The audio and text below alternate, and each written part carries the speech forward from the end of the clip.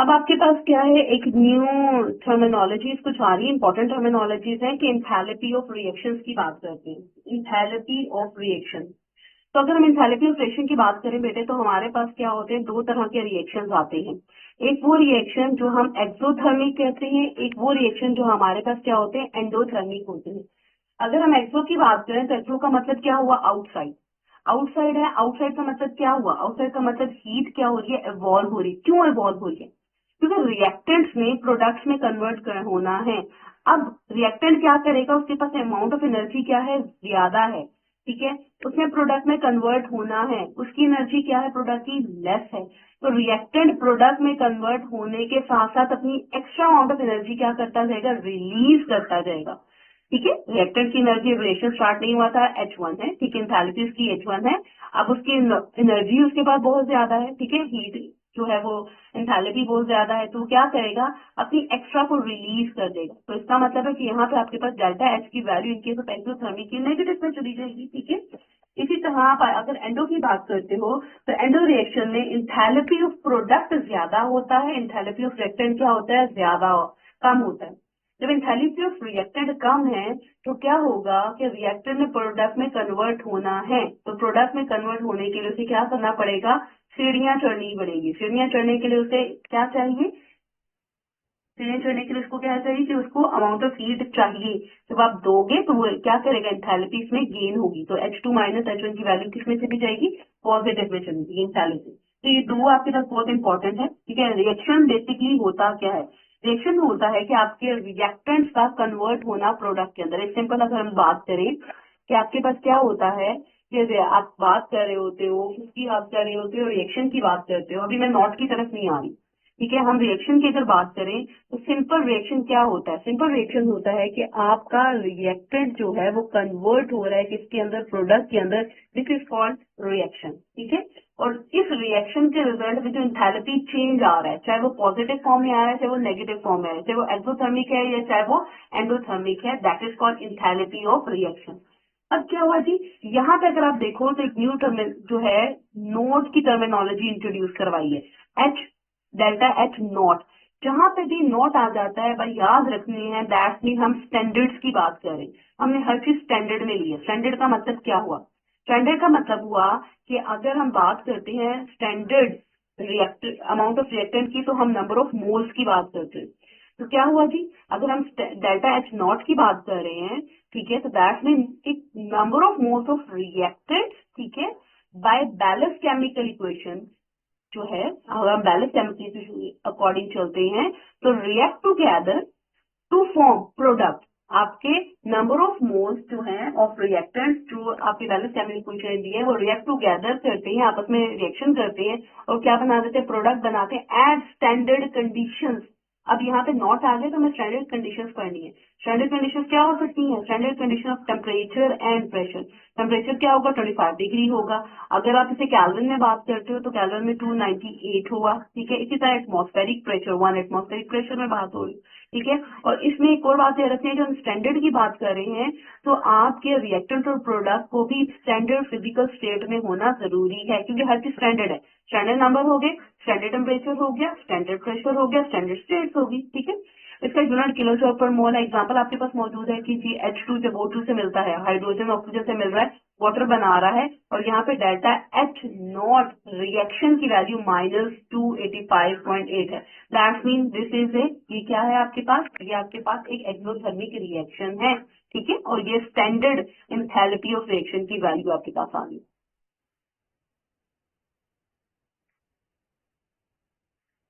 जी।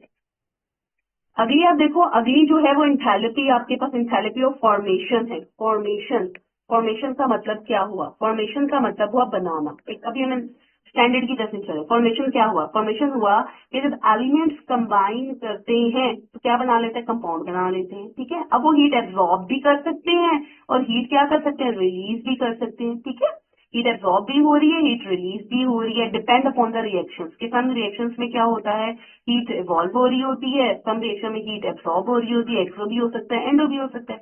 अभी यहाँ इन्होंने बात की इंथैल्पी ऑफ फॉर्मेशन की। इंथैल्पी ऑफ फॉर्मेशन का मतलब क्या हुआ, इंथैल्पी ऑफ फॉर्मेशन का मतलब हुआ कि स्टैंडर्ड इंथैल्पी ऑफ फॉर्मेशन क्या है, कंपाउंड क्या कर रहा है, हीट एब्जॉर्ब भी कर रहा है। एक कंपाउंड फॉर्मेशन में हीट एब्जॉर्ब भी हो रही है, एवॉल्व भी हो रही है। कब, जब एक मोल कंपाउंड का बनता है अपने एलिमेंट से। अब देखो हमने नंबर स्पेसिफाई कर दिया कि एक मोल कंपाउंड का अपने एलिमेंट से बन रहा है, ठीक है, at standard temperature and pressure. Standard temperature और प्रेशर पे हम इसे डिनोट करते हैं, किससे डिनोट करते हैं, डेल्टा एच एफ नोट से डोनेट करें, ठीक है, डेल्टा एच एफ नोट से डोनेट करें। और नोट आ गया तो आपको ऑब्वियसली पता है स्टैंडर्ड है।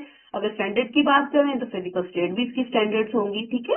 एग्जाम्पल अगर आप देखो तो इसका क्या है कि मैग्नीशियम अगर आप देखो तो उसमें आपके पास ऑक्सीजन के साथ वो रिएक्ट करता है तो MgO एक कंपाउंड बना रहा है, मैग्नीशियम ऑक्साइड बना रहा है, ठीक है, ये बैलेंस केमिकल इक्वेशन की अकॉर्डिंग। अब इसमें डेल्टा एच एफ, अब यहाँ पे हमने क्या लगा दी, एफ, क्योंकि रिएक्शन क्या हो रहा है, फॉर्मेशन हो रही है, ठीक है।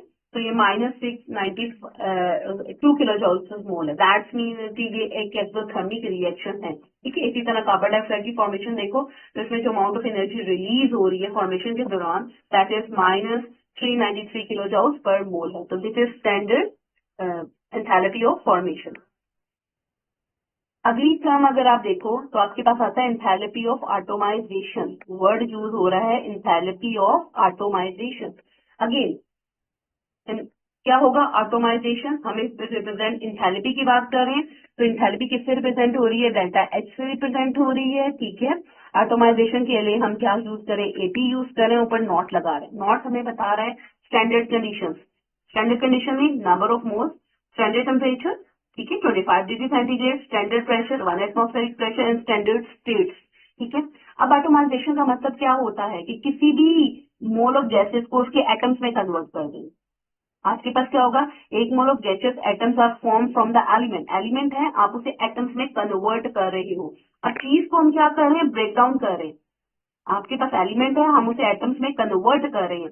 तो ऑब्वियसली कन्वर्ट करने के लिए हमें पीछे पढ़ा था कि हमारे पास अमाउंट ऑफ हीट एब्जॉर्ब होती है, ठीक है, जिसे हम एंडोथर्मिक रिएक्शन।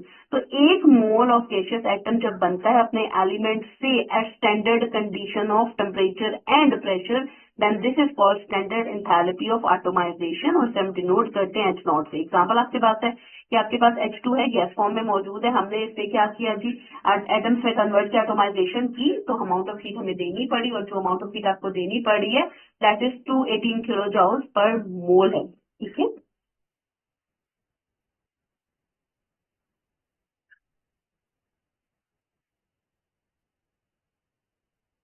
जी, ये आपके पास कुछ एटोमाइजेशन हो रही है, अगर आप रिएक्शंस को देखो तो इसमें कुछ एटोमाइजेशन है, ठीक है, एटम्स में कन्वर्ट हो रहा है आपके पास।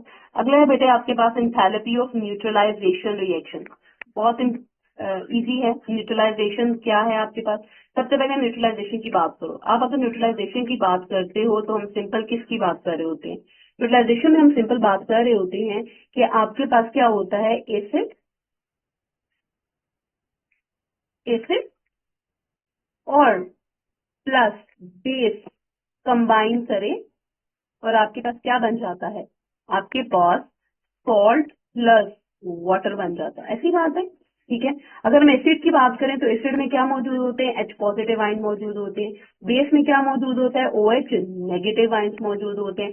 तो जब एसिड और बेस मिलेंगे तो आपके पास सॉल्ट एंड वाटर बन जाएगा, दैट इज कॉल्ड न्यूट्रलाइजेशन। लेकिन अब हम कह रहे हैं एंथैल्पी ऑफ न्यूट्रलाइजेशन, हम एंथैल्पी ऑफ न्यूट्रलाइजेशन की बात कर रहे हैं, ठीक है, एंथैल्पी ऑफ न्यूट्रलाइजेशन की बात कर रहे हैं, ठीक है। तो अगर मैं ऐसे बात करूं कि मैं एसिड और बेस को कह दूं, क्या कह दूं कि आपके पास 1 मोल किसके, 1 मोल किसका यूटिलाइज हो रहा है, 1 mole of hydrogen ion from N acid react with 1 mole of किसके, 1 mole of hydroxyl ion from base. जब ये आपस में मिलते हैं तो 1 मोल ऑफ वाटर बना देते हैं, this is called enthalpy of neutralisation. और हीट हमेशा क्या हो रही होती है, इवॉल्व हो रही होती है, ठीक है। अब इसमें क्या है आपके पास, हम एग्जांपल HCl की ले लेते हैं। HCl को देखो अपने आयंस में कन्वर्ट हुआ, H positive and Cl negative, NaOH convert हुआ, Na positive and OH negative. अच्छा, जो अमाउंट ऑफ हीट इवॉल्व हो रही है that is about -57.4 kilo joule per मोल।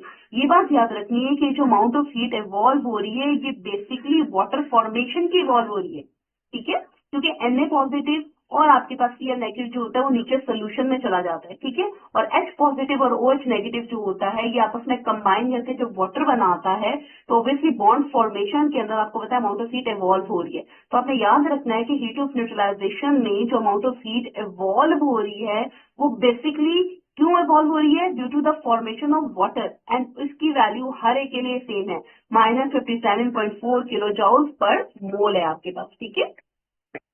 तो स्टैंडर्ड टेम्परेचर पे काम हो रहा है, स्टैंडर्ड प्रेशर पे हो रहा है, तो दिस इज कॉल्ड, क्या कहलाएगा आपके पास, स्टैंडर्ड एंथैल्पी ऑफ फॉर्मेशन कहलाएगा, ठीक है। एक्चुअली अगली हम बात करते हैं इंथैल्पी ऑफ कंबस्शन की। इंथैल्पी ऑफ कंबस्शन की अगर बात कर रहे हो आप, तो डेल्टा एच नॉट है और सम सी से करें। कंबस्शन होता क्या है, एक जर्नल बात करें तो कंबस्शन का मतलब होता है कि आपका कोई भी सब्सटेंस बर्न हो रहा है ऑक्सीजन की प्रेजेंस में, दिस इज कॉल्ड कंबस्शन, ठीक है। तो हम अगर स्टैंडर्ड इंथैल्पी ऑफ कंबस्शन की बात करते हैं तो हम कहते हैं कि substance, 1 mole of a substance जो है क्या हो रहा है, बर्न हो रहा है completely in excess of oxygen under standard condition, और एट दैट टाइम जो हीट इवॉल्व होती है, ऑब्वियसली कंबस्शन में हमेशा क्या होता है, हीट इवॉल्व हो रही होती है, तो that is called enthalpy of combustion, ठीक है। अगर एच नॉट की बात करें तो स्टैंडर्ड कंडीशन है, ठीक है, 1 मोल है, 1 मोल सब्सटेंस कंप्लीटली बर्न हो रहा है एक्सेस ऑफ ऑक्सीजन की प्रेजेंस में और हीट इवॉल्व कर रहा है, ठीक है, standard conditions, this is called, ये क्या कहलाएगा आपके पास, एंथैल्पी ऑफ कंबस्शन कहलाएगा, ठीक है।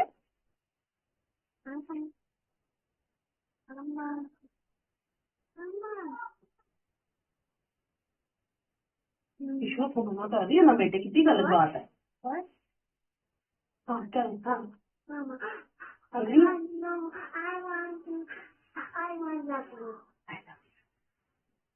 चल, ऐसे टॉप नहीं कर चुके हैं ना।